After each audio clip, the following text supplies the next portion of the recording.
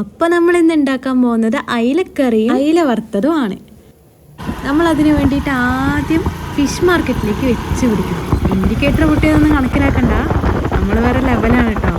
അപ്പോൾ നമ്മളിന്ന് മീൻ വാങ്ങാൻ വേണ്ടി പോണത് ദാസൻ്റെയും വിജയൻ്റെയും ദുബായിയുടെ തൊട്ടടുത്തുള്ള ബസൻ നഗർ മീൻ മാർക്കറ്റിലാണ് കേട്ടോ. ഇവിടെ ഇഷ്ടം പോലെ മീനാണ്. ആ ചേട്ടൻ മേടിച്ചുകൊണ്ട് പോകാൻ നിൽക്കണ്ടേ, അതിൻ്റെ പേരാണ് കിളിമീൻ. പിന്നെ അതിൻ്റെ തൊട്ടപ്പുറത്ത് വേറെ കുറേ ചെമ്മീൻ്റെ ഐറ്റംസൊക്കെ കിടക്കുന്നുണ്ട് കേട്ടോ, വെറൈറ്റി. ആ ചേച്ചിയുടെ കയ്യിലുണ്ട് കുറച്ച് കിളിമീനൊക്കെ. ഇവനെയാണ് നമ്മൾ ഇന്ന് വറക്കാൻ എടുക്കണത്.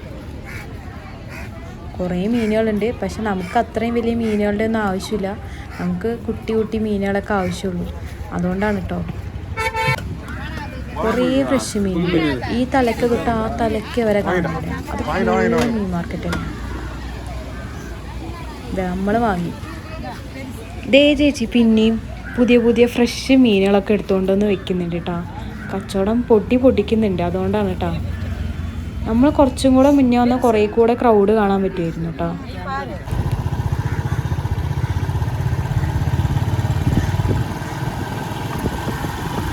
വഴിയിൽ കുറേ കാക്കകൾ വെള്ളം കുടിക്കാൻ വേണ്ടിയിട്ട് വന്നതാണ് കേട്ടോ.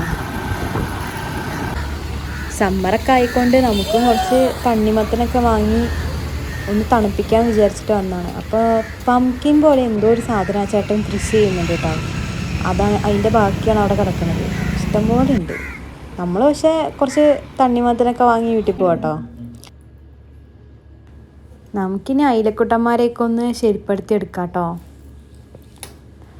നമുക്കവിടെ ക്ലീൻ ചെയ്യാൻ ആളുണ്ട്, പക്ഷേ നമ്മൾ ക്ലീൻ ചെയ്യണ പോലെ ഒരു സാറ്റിസ്ഫാക്ഷൻ അവർ ക്ലീൻ ചെയ്യുമ്പോൾ നമുക്ക് കിട്ടില്ലല്ലോ. അതുകൊണ്ട് ഞാൻ തന്നെയാണ് കേട്ടോ ക്ലീനിങ് ഒക്കെ ചെയ്യണത്. ഇനി ഇവന്മാരെ മുളകൊക്കെ തേച്ച് എടുക്കാം കേട്ടോ വറുക്കാൻ വേണ്ടിയിട്ട്. നമ്മളധികം എണ്ണയൊന്നും യൂസ് ചെയ്യില്ല കേട്ടോ. നമുക്കിങ്ങനെ മുക്കി പൊരിക്കുന്ന പരിപാടിയില്ല, അത് അത്ര ഹെൽത്തി അല്ലല്ലോ.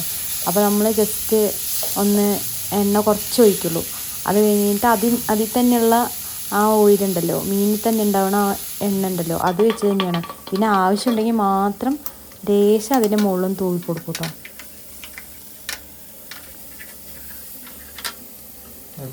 കുറച്ച് സെറ്റായി വരുന്നുണ്ട്. അപ്പോൾ നമ്മൾ ചെറുതായിട്ട് മറിച്ചിടുകയാണ് കേട്ടോ.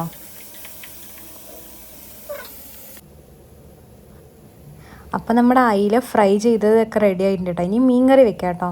ഞാനിന്ന് മുളക് ഇട്ടാണ് മീൻ കറി വെക്കുന്നത് കേട്ടോ. അയില ചെറിയ പീസുകളാക്കിയിട്ടാണ് ഞാൻ വെക്കുന്നത്. ഞാൻ തേങ്ങ അരച്ചൊന്നും വെക്കുന്നില്ല കേട്ടോ.